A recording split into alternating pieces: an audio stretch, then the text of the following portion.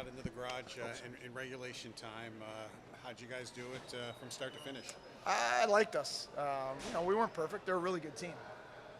But I did like our mentality. I thought we came out aggressive. We didn't want to tiptoe into this series. I thought we felt our way into the last series a little bit. And then I also liked, even though they got 2 goals, I thought we stayed aggressive in the third period. I didn't think we sat back as much as we did in Game 5, and we talked about that this week, about learning lessons from that. Were you aware that this is the first ever postseason win against Toronto? No, I don't look at that stuff. And I don't know many coaches that do, but that the media and the fans love that stuff. So, listen, like our franchise is historic, and I'm extremely proud to coach here. So, if that is something that excites our fan base and is something that's great for them, that's awesome. Brett's goal. Whose? Brett's goal. Yeah. Is that just some of his best? He knocked a guy off the puck, and he's a huge body in front, and it gets you the momentum totally. Yeah. Murray. I thought Murray was one of the guys that willed our way back into last series. He wasn't what we need him to be, in Game 1 and 2, and he was an absolute beast in Game 3, 4, and 5, and had a couple fights and manhandled people and created turnovers and created hard offense just like that. Hit, turnover, go to the blue paint, get a tip. That's a Brett Murray special right there, which was great to see. But I did think we had a good start. They got a fluky goal on their first shot, and then I did think the momentum though was turned on the shorthanded goal. A great kill and a really great play by Mason Jobst and Koen Olszewski, who is quietly giving us extremely important minutes up and down the lineup. You said what a good team they are, but you kept it a very low chance game for at least the first 40 minutes. That you didn't give them a lot, it seemed like. What was successful?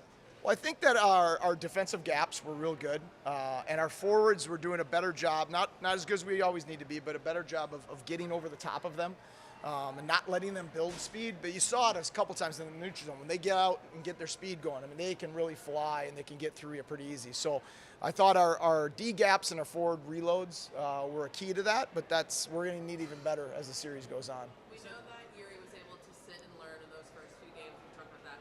What does it mean for you to see him be consistently successful, scoring 4 straight this first AHL postseason?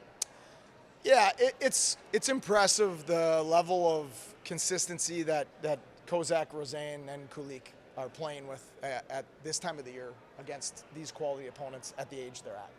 And they're not being hidden. They're playing big minutes. They're on the penalty kill. They're on the power play. They're just doing a fabulous job. So Cooley, I think, was just okay tonight, but he got better as the game went on, and he still found a way to deliver for his teammates. And that's a big goal. As again, because we didn't just sit back in the third period, we pushed and got that extra goal. Now that 6-on-5 goal that they got only gets it to within 1 instead of tying it up, and that's a big thing right there.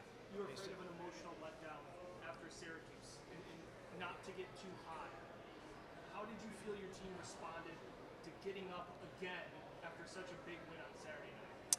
I think that we handled that very good, much better than probably the Laval series last year, but there was a different circumstances too in terms of, I think we beat Utica, we had a day off, the next day we got in a bus and went up and played, and it was a quicker turnaround.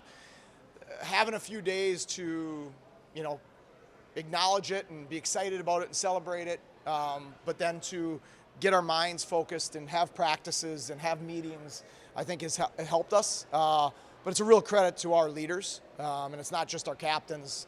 That goes, to Matt Barkowski as well, Larry Pilot, and these guys that really do a good job setting the tone for our guys on a daily basis. What happened with the mix-up on Warren? Yeah, that's just a clerical error.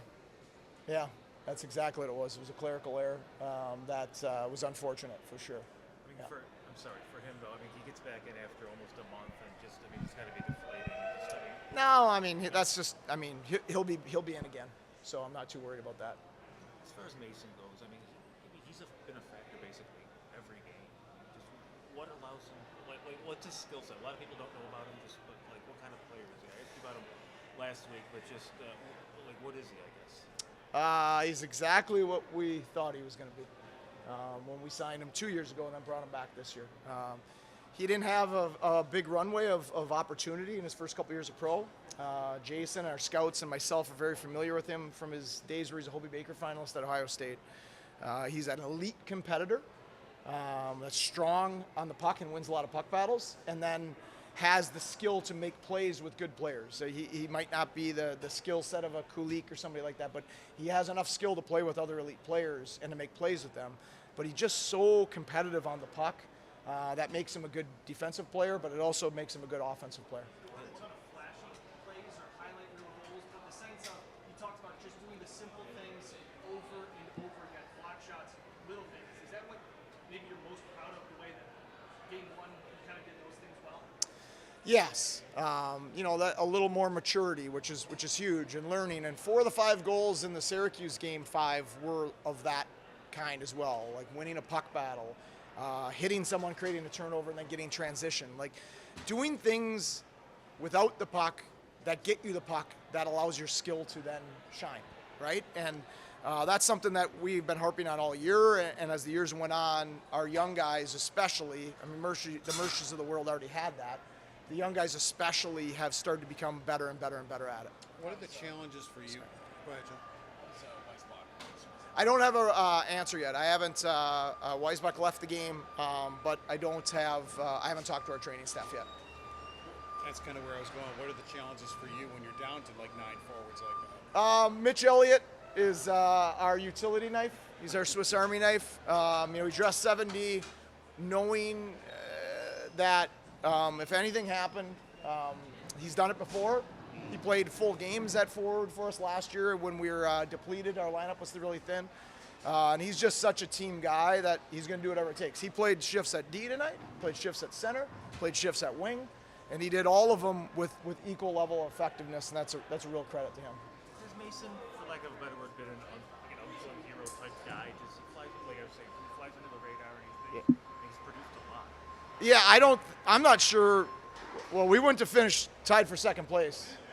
When you lose Riley Sheehan, and then Bjorky goes and Hinostroza goes back up, and and with guys missing significant amount of time, Byro missing significant time, Malone, if Mason Jobst didn't ascend to a level where he could be a top 2-line center in this league on a good team, we wouldn't be in the position we're in. Not even close. That's a real credit to him.